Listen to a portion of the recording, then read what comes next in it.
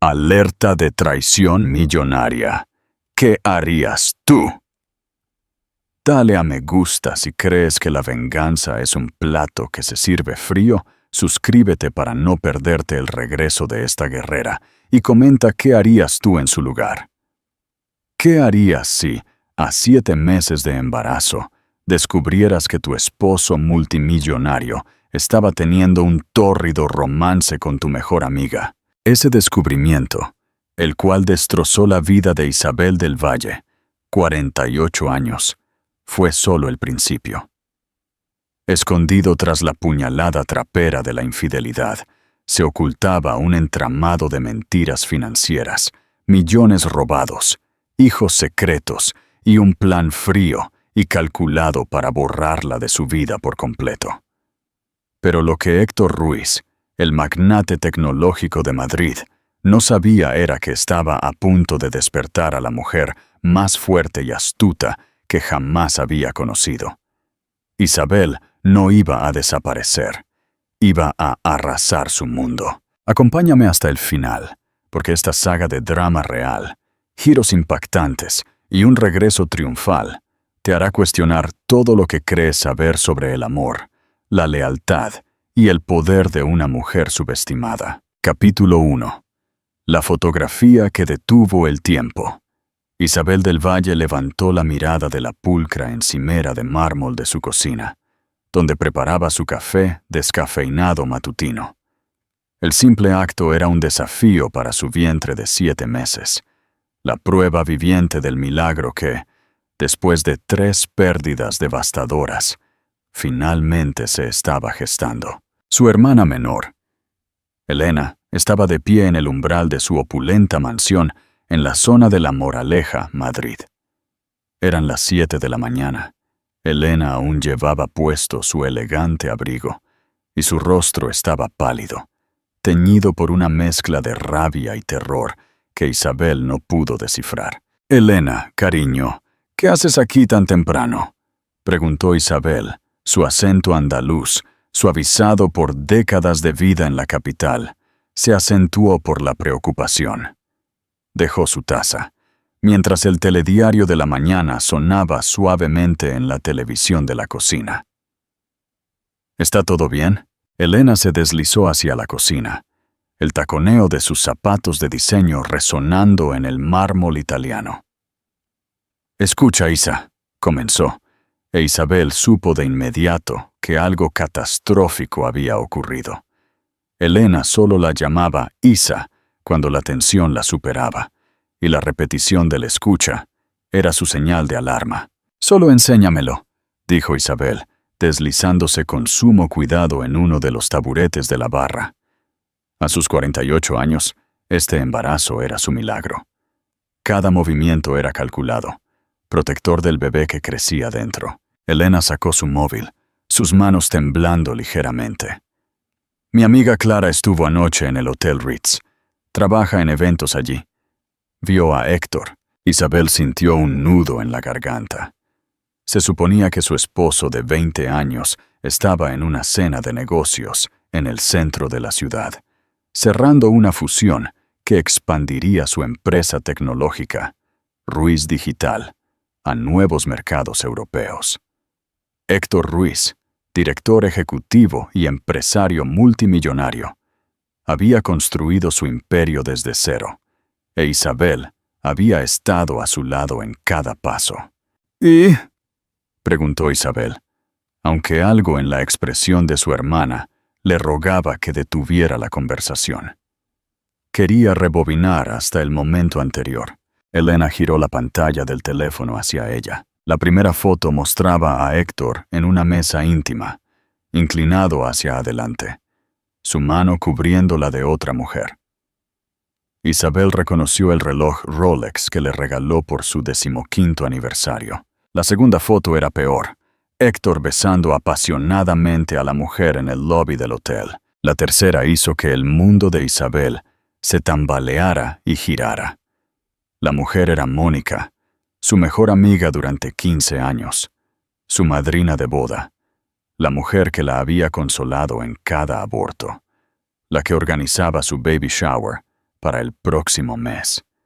Isabel sintió una patada del bebé, pero se dio cuenta de que era su propio corazón cayendo. Una sensación física de ruptura dentro de su pecho. «Hay más», dijo Elena en voz baja, deslizando varias imágenes más. Mónica riendo, su mano en el pecho de Héctor, él susurrándole al oído, y los dos entrando juntos en un ascensor, con la mano de Héctor posada en la parte baja de la espalda de Mónica, con esa familiaridad posesiva que Isabel conocía demasiado bien. «Necesito llamarle», dijo Isabel, sorprendida por la firmeza de su voz. Marcó el número de la oficina de Héctor. «Buenos días, Ruiz Digital. ¿En qué puedo ayudarle?», contestó su asistente. «Helen, soy Isabel. Necesito hablar con Héctor inmediatamente». «Lo siento, señora Ruiz, pero el señor Ruiz está en una reunión y pidió no ser molestado. ¿Puedo tomar un recado?». Isabel colgó sin responder. Intentó el móvil de él. Fue directamente al buzón de voz.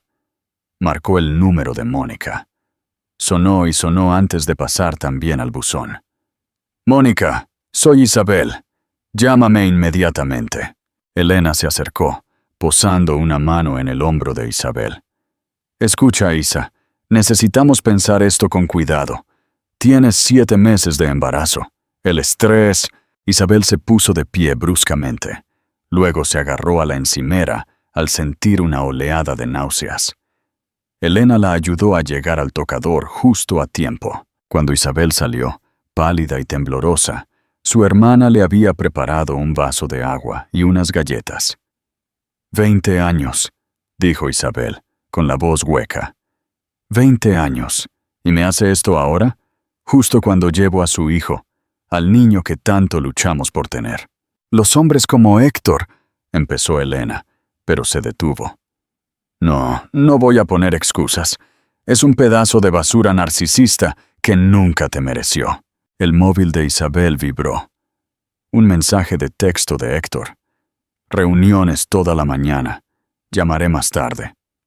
Te quiero, repitió Isabel, mirando las palabras. Me está mintiendo a la cara mientras se acuesta con mi mejor amiga. Pregunta interactiva 1. Si fueras Isabel y estuvieras en ese momento, ¿llamarías inmediatamente a Mónica o a Héctor? ¿Por qué? Capítulo 2. Descubriendo la estrategia del depredador. Isabel se trasladó al salón, hundiéndose en el sofá que ella y Mónica habían elegido juntas el año pasado. La ironía no se le escapó. Mónica se había sentado en ese mismo lugar la semana pasada, discutiendo nombres de bebé y colores para la habitación. ¿Cuánto crees que lleva pasando esto?, preguntó Isabel. Elena se sentó a su lado. Clara me dijo que empezó a notarlos en el hotel hace unos 3 meses. Justo después de que anuncié el embarazo, terminó Isabel. El cronograma se aclaró con una claridad nauseabunda. Los viajes de negocios de Héctor se incrementaron. La repentina indisponibilidad de Mónica para sus comidas semanales. El teléfono de Isabel sonó. El nombre de Héctor apareció en la pantalla. «Contéstale», susurró Elena. «Pero ponlo en altavoz. Grábalo». Isabel activó la aplicación de grabación, que Elena descargó rápidamente, y luego contestó. «Hola, Héctor». «Isabel, llamaste a la oficina. Está todo bien. Es el bebé». Su voz era suave, preocupada, la imagen perfecta de un marido devoto. «Todo bien», mintió Isabel. «Solo quería saber cómo te fue la cena de anoche». «Ah, la cena de la fusión». «Fantástica. Cerramos el trato. Debería poder reducir los viajes ahora. Pasar más tiempo preparando la llegada de nuestro pequeño». Isabel miró a Elena. «Qué maravilloso. ¿A dónde fuisteis al final?» «A Morton's en el centro. Ya sabes cómo les encantan los chuletones a esos inversores japoneses». «Claro. ¿A qué hora llegaste a casa? No te oí entrar». Hubo una pausa. «Tarde. Quizás la 1. No quise despertarte. Necesitas descansar». «Qué considerado», dijo Isabel, con la voz firme a pesar de la furia que crecía en su pecho. Héctor, necesito preguntarte algo y necesito que seas honesto. ¿Estás teniendo una aventura con Mónica? El silencio se alargó por varios segundos.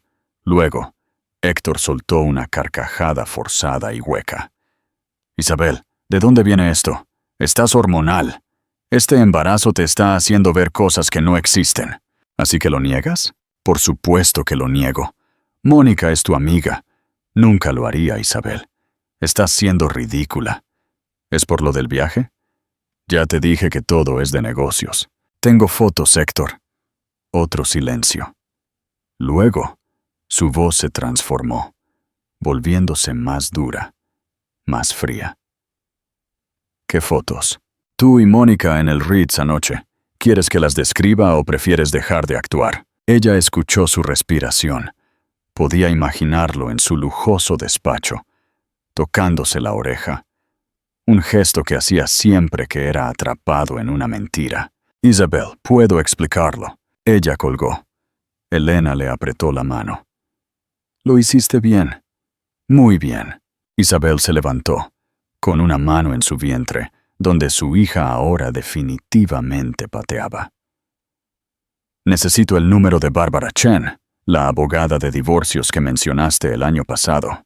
¿Estás segura? Quizás deberías... Estoy segura, interrumpió Isabel. Él ha estado planeando algo. Lo presiento. Esto no fue solo una aventura. Héctor Ruiz no hace nada sin una estrategia.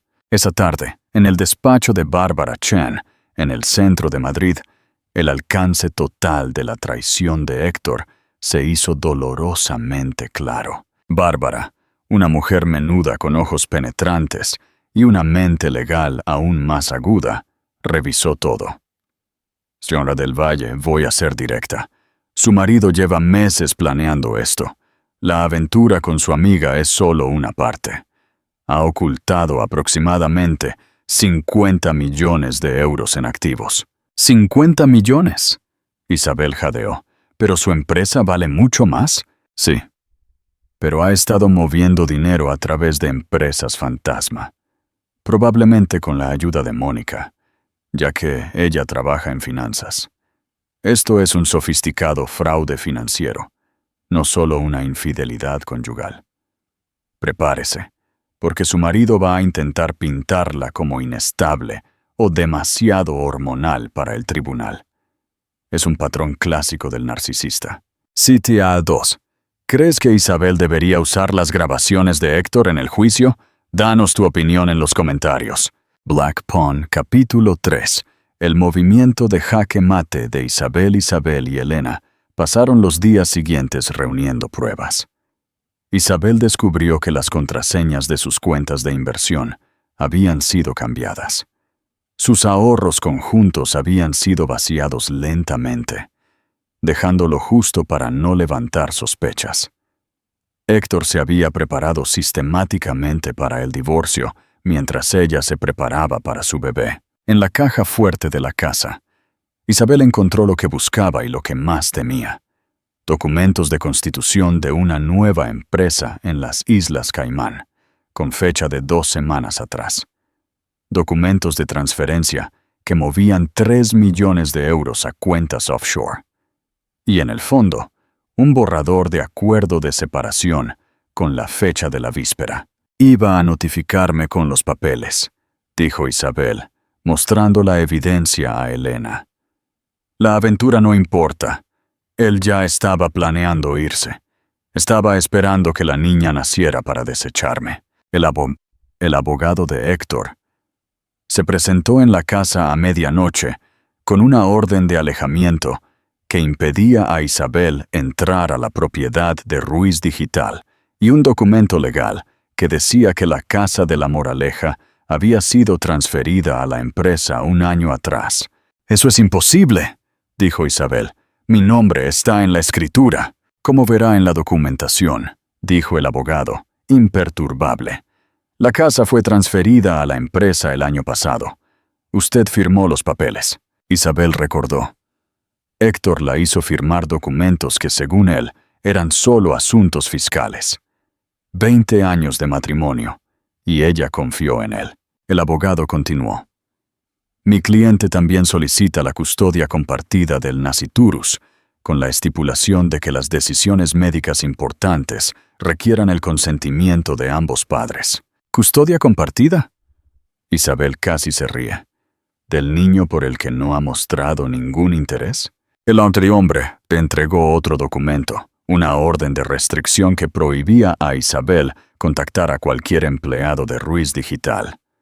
Mónica era la nueva directora financiera, CFO, un ascenso meteórico que la protegía de cualquier acoso legal de Isabel. Pero este ataque solo fortaleció la determinación de Isabel. Bárbara Chen le explicó la estrategia. El hecho de que Mónica sea CFO y amante y que haya movido dinero no es solo adulterio, es fraude corporativo. Es nuestro punto de apalancamiento. La investigación del contador forense, Marcos Ledesma, reveló que Héctor había estado casado antes, hace 15 años, con una mujer llamada Elena Márquez.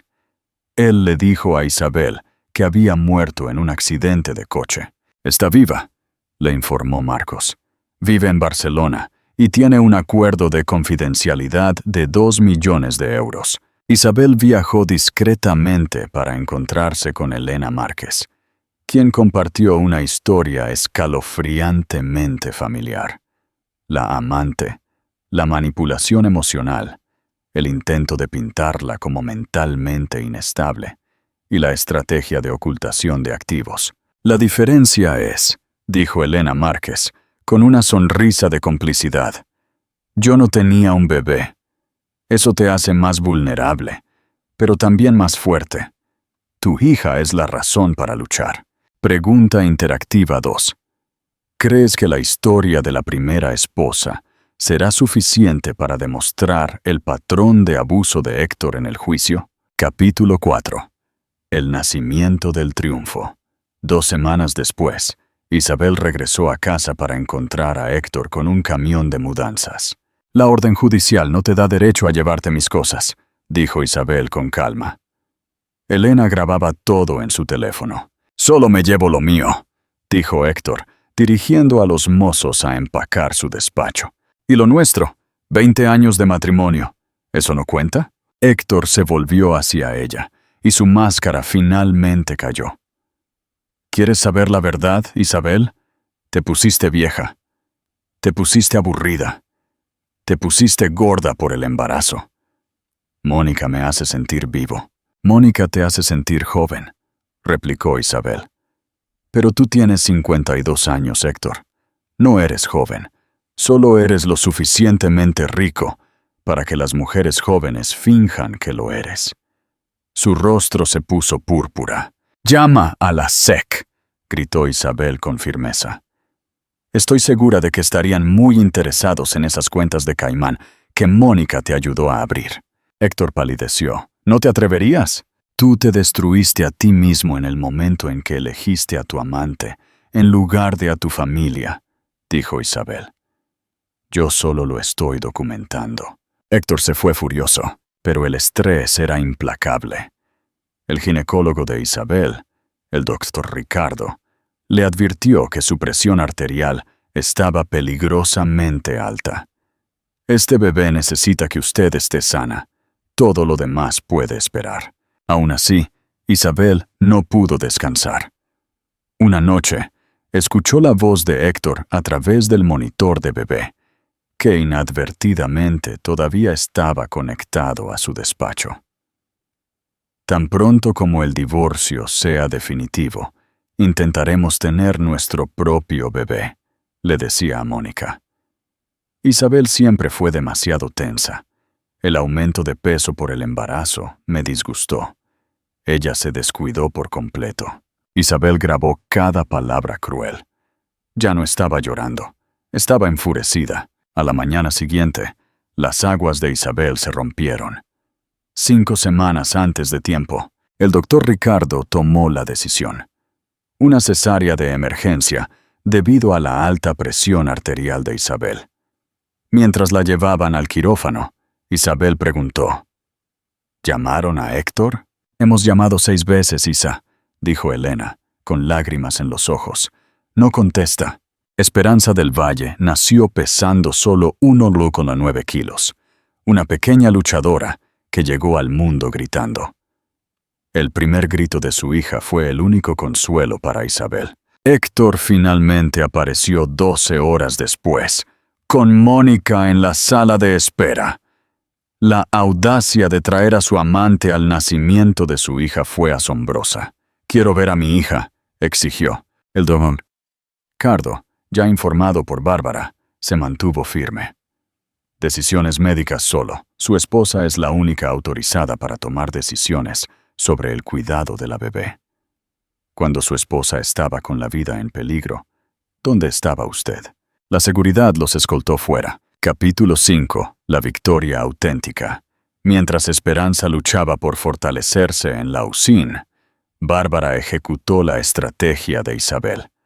La grabación del monitor de bebé, la evidencia de fraude de Mónica, quien ahora se sabía que tenía deudas de juego con gente peligrosa, y el patrón de comportamiento de Héctor, todo construyó un caso innegable. La SEC abrió una investigación federal contra Ruiz Digital. El imperio de Héctor se estaba desmoronando, y él estaba desesperado. «Ha ofrecido 10 millones de euros para llegar a un acuerdo», le dijo Bárbara a Isabel.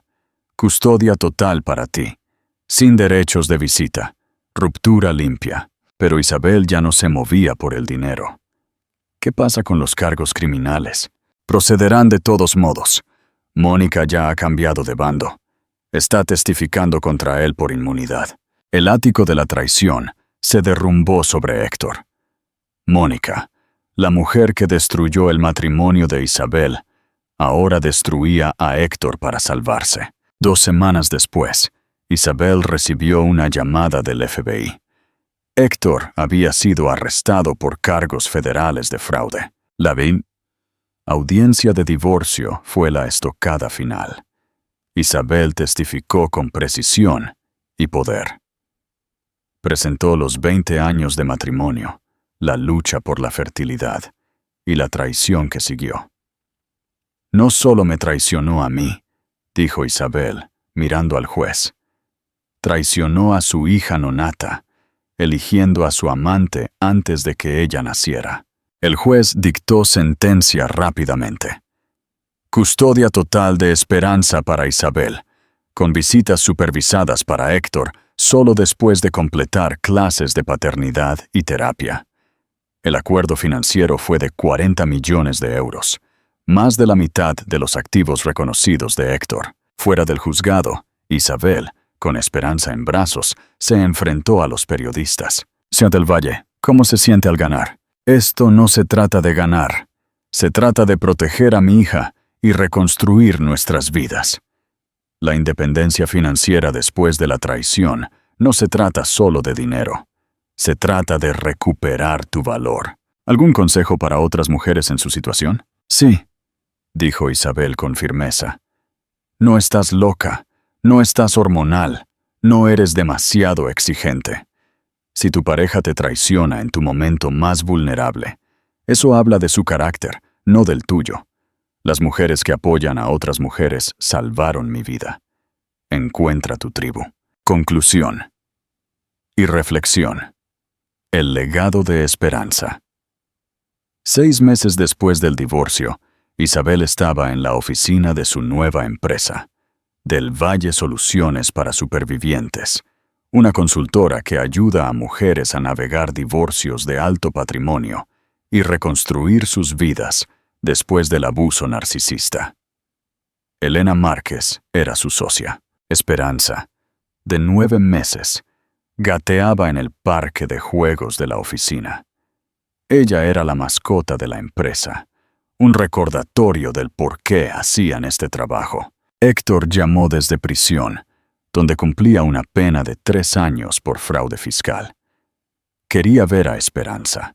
«Podrás verla», dijo Isabel, «cuando puedas explicarle por qué elegiste a tu amante en lugar de a su madre, y cuando puedas asumir la responsabilidad sin culpar a nadie más». «Perdí todo», dijo Héctor. «No, Héctor», dijo Isabel, con una paz absoluta. Lo tiraste todo por la borda. Hay una gran diferencia. Colgó, sintiendo solo lástima por el hombre que una vez fue su mundo. La historia de la traición que comenzó con unas fotos en un hotel se convirtió en un testimonio del poder de las mujeres que se apoyan entre sí y la fortaleza que surge de sobrevivir al abuso narcisista. El affair de Héctor con Mónica no fue el final de su historia. Fue el comienzo de quien estaba destinada a ser. Isabel del Valle, 49 años, madre soltera, directora ejecutiva de su propia empresa y sobreviviente triunfadora, finalmente era auténticamente ella misma. El regalo que le daría a su hija era el ejemplo de una mujer que se negó a ser minimizada, que convirtió la traición de su exmarido en su propio triunfo y que demostró que la libertad emocional es posible a cualquier edad, siempre y cuando seas lo suficientemente valiente para luchar por ella. CTA 3. Hemos llegado al final de esta increíble historia. Si te inspiró la valentía de Isabel, déjanos un comentario con la palabra valor y no olvides suscribirte al canal para más dramas con finales épicos. El auge de soluciones para supervivientes. 6 meses después de que Héctor Ruiz fuera enviado a prisión federal y la sentencia de divorcio otorgara a Isabel 40 millones de euros, la vida de Isabel del Valle se había transformado radicalmente. Ya no vivía en la mansión de La Moraleja, un lugar lleno de fantasmas y recuerdos amargos. En su lugar, se había mudado a un ático moderno y luminoso en el distrito Salamanca, un barrio vibrante de Madrid. Su hija Esperanza, ahora de 9 meses, gateaba por el suelo de madera clara de la oficina. La empresa del Valle Soluciones para Supervivientes no era solo un negocio, era una misión. Habían ayudado a más de 30 mujeres a escapar de matrimonios abusivos de alto perfil, a menudo recuperando activos ocultos que sus maridos narcisistas pensaban haber asegurado en paraísos fiscales. Elena Márquez, la primera esposa de Héctor, no solo era socia de Isabel, sino también su confidente más cercana. Su sabiduría sobre los patrones de comportamiento de Héctor resultó invaluable. «Isa, tenemos a una nueva clienta», anunció Elena en púas entrando en el despacho. 45 años, de Barcelona. Marido, CEO tecnológico, la abandonó por una becaria de 25. Lo clásico, pero hay un giro. Ella está embarazada y él está intentando alegar que la niña es de otro hombre para anular el divorcio. Está aterrorizada. Isabel tomó el archivo, sintiendo una punzada de ira que ya no estaba dirigida a sí misma. Era una ira protectora. Envíala a Marcos Ledesma. Necesitamos una contabilidad forense completa y una prueba de ADN. Dile que la vamos a proteger, que su hijo es la prioridad, no la venganza. Pregunta interactiva 3. Si tú fueras Isabel, ¿cuál sería el primer consejo no legal que le darías a la nueva clienta para ayudarla a superar el miedo y la ansiedad? El trabajo interior. Sanando las heridas invisibles. A pesar del éxito financiero y legal, Isabel entendía que la verdadera victoria residía en la sanación interna. Comenzó una terapia intensiva para abordar el trauma del abuso narcisista, el miedo, la vergüenza, el sentimiento de ser desechada. Esas heridas son más profundas que las cuentas bancarias vacías, ¿no es así, Isabel?, preguntó su terapeuta, la doctora Camino. Sí, admitió Isabel. Sigo viendo mi valor a través de los ojos de Héctor. Todavía me pregunto si tenía razón. ¿Me volví aburrida? ¿Me descuidé? Héctor te convirtió en la mujer que él necesitaba para su imagen, explicó la doctora Camino. Te aisló de tu trabajo, criticó a tu familia. Eso es abuso emocional. Cuando tu cuerpo cambió para crear su hijo, te volviste inconveniente. Tu valor nunca dependió de su aprobación. La Isabel que era aburrida Era la Isabel que estaba sobreviviendo a un matrimonio tóxico. La Isabel que ha construido esto es la Isabel que está viviendo. Este reconocimiento la liberó. Empezó a recuperar sus viejos pasatiempos, la pintura, la lectura de poesía. Se unió a un grupo de ejercicio para madres primerizas, donde conoció a mujeres que la veían como Isabel, la madre y la amiga, no como la ex esposa del CEO. La sombra persistente de la traición. Héctor no estaba dispuesto a desaparecer por completo. Un año después de su encarcelamiento, Isabel recibió una llamada. «Llamada desde un centro correccional federal», dijo una voz grabada. «Acepto», dijo Isabel, con la respiración entrecortada. «Isabel». La voz de Héctor era áspera, despojada de su antiguo barniz corporativo. «¿Cómo está mi hija?» «Esperanza está bien, está creciendo fuerte», contestó Isabel con calma. «Quiero verla por su primer cumpleaños.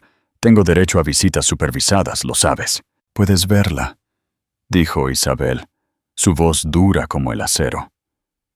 «Cuando puedas explicarle por qué elegiste a tu amante en lugar de a su madre. Cuando puedas asumir la responsabilidad sin culpar a nadie más». «Perdí todo», repitió Héctor. «Me traicionaste, Isabel». «No, Héctor. Tú lo tiraste todo por la borda. Hay una diferencia». Colgó, sintiendo la misma lástima que sentiría por un insecto pisoteado. Un par de días después, Isabel recibió un paquete sin remitente. Dentro había una carta escrita a mano. Era de Mónica. 6 páginas de disculpas, explicaciones incoherentes y súplicas de perdón, alegando que el miedo a sus deudas de juego la había hecho cómplice. Isabel leyó la carta una sola vez. No sintió ira ni pena, solo una tranquila indiferencia. Dobló la carta y la guardó en un archivo titulado «Pruebas de la naturaleza humana». «¿La perdonarás?», preguntó Elena Márquez, quien estaba de visita. Isabel suspiró, mirando a su hija que jugaba en el suelo. «El perdón es para mí, Elena. Es liberarme de la carga. Pero la confianza, eso es algo que no se recupera. Mónica traicionó a mi bebé por dinero y poder. Hay traiciones que simplemente no merecen ser reescritas. Mi energía está en el futuro, no en las ruinas que ellos dejaron». CTA 4. En el proceso de curación, ¿crees que es más importante perdonar al traidor o perdonarse a sí misma por haber confiado? Comenta tu punto de vista. Capítulo 7. El primer cumpleaños y el nuevo amanecer. El primer cumpleaños de Esperanza fue mágico. No se celebró en la antigua mansión fría, sino en el jardín de Elena Márquez, con 40 mujeres y niños que se habían convertido en la nueva familia de Isabel. El Club de Supervivientes Morrison. Esperanza, con un vestido hecho a mano por la madre de Isabel, dio sus primeros pasos ese día, tambaleándose de los brazos de Isabel a los de Elena, y luego a los de su abuela, con todos vitoreando. «¡Está caminando, Isa! ¡Escucha, tu bebé está caminando!», gritó Elena. Isabel levantó a su hija, haciéndola girar suavemente. «Esa es mi niña valiente. Vas a caminar por este mundo con la cabeza bien alta». Elena Márquez levantó su copa, sus ojos brillando. Por Esperanza, que nos reunió a todas. Por Isabel, que nos mostró una fortaleza que no sabíamos que existía. Y por las segundas oportunidades, que a veces vienen disfrazadas de finales. Salud. Esa noche, mientras Isabel acunaba a Esperanza, su hija pronunció su primera palabra clara. No fue papá, como quizás Héctor había esperado. Fue mamá. Isabel sintió que las lágrimas llenaban sus ojos. Así es, niña. Mamá está aquí. Mamá siempre estará aquí. Mientras Esperanza se dormía, Isabel reflexionó. Las fotos de la traición que habían destruido su matrimonio habían, de hecho, salvado su vida. La habían liberado de un hombre incapaz de amar, Habían llevado a la independencia financiera, a amistades auténticas y a un propósito que nunca había imaginado. El affair de Héctor no fue el fin de su historia. Fue el catalizador de quien estaba destinada a ser. Una mujer que transformó la catástrofe en triunfo, que construyó un negocio millonario de las cenizas de la traición y que le enseñaría a su hija que la fuerza no consiste en no caer, sino en cómo te levantas.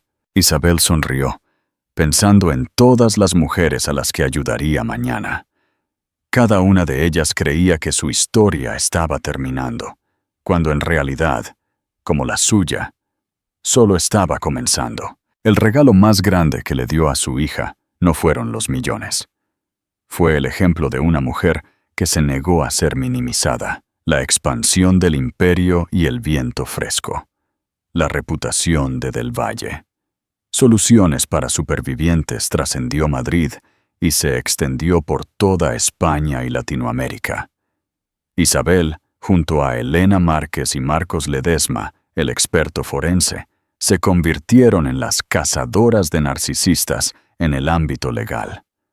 La base de su éxito no era solo la astucia legal, sino la profunda empatía de Isabel. Ella entendía el dolor. Un año y medio después de su divorcio, Isabel asistió a una conferencia de finanzas en Barcelona para dar una charla sobre ética corporativa. Mientras Isabel compartía la historia de cómo se descubrió el fraude de Héctor, sin mencionar nombres, por supuesto, notó a un hombre en la primera fila. Era alto, de cabello oscuro, con unos ojos amables y una expresión de intensa concentración. Al final de su charla, el hombre se acercó. «Señora Del Valle, su valentía es inspiradora», dijo con un ligero acento vasco. «Soy Adrián Echeverría, una pequeña empresa de capital de riesgo. Yo también he lidiado con un socio narcisista que intentó arruinar mi negocio. Su discurso sobre la detección temprana del fraude financiero me dio mucho en qué pensar». Isabel sintió una conexión instantánea, no romántica, sino profesional. Era la primera vez que un hombre de negocios no la trataba con condescendencia o como un trofeo. «Gracias, señor Echeverría», respondió Isabel, sonriendo genuinamente. Desafortunadamente, el patrón de abuso financiero es universal. Siempre subestiman la capacidad de la víctima para contraatacar. Ese encuentro marcó el inicio de una colaboración estratégica. Adrián, impresionado por la ética y la tenacidad de Isabel, ofreció invertir en un nuevo brazo de su empresa, Del Valle Tech Solutions, una firma de ciberseguridad especializada en proteger los activos digitales de mujeres en proceso de divorcio. La jugada maestra de los 70 bajones. Mientras el nuevo negocio florecía, Marcos Ledesma, el contable forense, descubrió una nueva y masiva red de activos. Héctor, desesperado por ocultar fondos antes de que el gobierno federal le quitara todo, había transferido $70 millones a una cuenta en Suiza bajo el nombre de una fundación benéfica falsa. «El problema, Isabel», explicó Marcos, «es que la fundación tiene un administrador de confianza en Ginebra. Demostrar que Héctor es el beneficiario final va a ser una batalla legal internacional monumental». Bárbara Chen sonrió con esa mirada suya de abogada de alto riesgo. «No vamos a pelear en Ginebra, Isabel. Vamos a pelear en la prisión federal donde está Héctor». La estrategia era simple: ofrecer a Héctor un trato que no pudiera rechazar. Isabel, con Bárbara y Marcos, visitó a Héctor en prisión. El hombre que la había traicionado y subestimado estaba visiblemente envejecido. Su traje de prisión despojaba de su poder. «¿Qué quieren?», gruñó Héctor, sus ojos llenos de resentimiento. «Queremos los 70 millones», dijo Isabel, manteniendo la calma. «Sabemos lo de la fundación en Ginebra. En 2 meses, el gobierno federal lo sabrá. En lugar de que el gobierno se quede con todo, te ofrecemos un trato. ¿Un trato?, se burló Héctor. Liberaremos a Mónica de cualquier responsabilidad adicional en el fraude corporativo. Mónica es una mujer peligrosa y vengativa, Héctor. Te delató a ti. Si el gobierno la presiona, ella revelará todos tus secretos restantes, incluso los más sucios. Además, te dejaremos 1 millón de euros en una cuenta accesible para cuando salgas. El silencio se cernió sobre la sala de visitas. Héctor, el narcisista, solo podía pensar en el control. Si el gobierno tomaba los 70 millones, no le quedaría nada, solo la humillación. Pero si aceptaba el trato, podría controlar el destino de Mónica, un vestigio de poder, y, crucialmente, garantizaría que su salida de prisión no sería en la más absoluta miseria. Héctor cedió. Firmó los documentos de transferencia, renunciando a la cuenta de Ginebra a favor del patrimonio conyugal. La suma total recuperada por Isabel ascendió a más de 110 millones. CTA Fink. Increíble. ¿Crees que Isabel fue demasiado blanda al dejarle 1 millón de euros a Héctor? ¿O fue un movimiento estratégico perfecto? Opina en los comentarios. Capítulo 9. El valor de la vulnerabilidad. 2 años después de la traición, Isabel, ahora de 50 años, se encontraba en una posición de poder y autonomía que nunca había imaginado. Su hija, Esperanza, era una niña feliz y vivaz, y su negocio era un faro de esperanza. La relación con Adrián Echeverría había florecido. Comenzó como una amistad profesional, basada en el respeto mutuo y la superación de traumas empresariales. Adrián no era un millonario egocéntrico. Era un hombre dedicado a construir un negocio ético y sostenible. Una noche, cenando en un pequeño restaurante discreto en el barrio de Las Letras, Adrián se atrevió a dar el siguiente paso. «Isabel», comenzó, mirando a sus ojos, «te he admirado desde el primer día. Tu fuerza, tu inteligencia. Pero lo que más me impresiona es tu vulnerabilidad. Has permitido que te vea en tu momento más difícil y has seguido adelante. Eso es verdadero coraje». Isabel sintió que su corazón latía más rápido. Tenía miedo. El miedo al abandono, a la repetición del ciclo. «Adrián, te agradezco, pero tengo que ser honesta. Me cuesta mucho volver a confiar. Después de Héctor, siento que siempre estoy buscando la mentira, el pero oculto». Adrián tomó su mano. «No te estoy pidiendo que me entregues tu corazón, Isabel. Te estoy pidiendo permiso para quedarme a tu lado y demostrarte, a través del tiempo y las acciones, que no todos los hombres son Héctor. Te mereces un amor que sea tu refugio, no tu campo de batalla». Esa noche, Isabel aceptó su primera cita oficial en más de 2 décadas. La transformación de Isabel fue completa. De la esposa subestimada, controlada emocional y financieramente, se convirtió en una empresaria de éxito, una madre amorosa y, lo más importante, una mujer que se permitió ser feliz de nuevo. Ella no buscaba un nuevo marido millonario. Ella era la millonaria, y el valor que Adrián le ofrecía era el respeto, la lealtad y la tranquilidad. El triunfo de Isabel no fue la riqueza recuperada, sino la capacidad de volver a amar y confiar, sabiendo que su valor ya no estaba ligado al título de esposa de, sino a su propia identidad. Epílogo. El legado. A los 55 años, Isabel del Valle era la CEO de un grupo de empresas valorado en cientos de millones.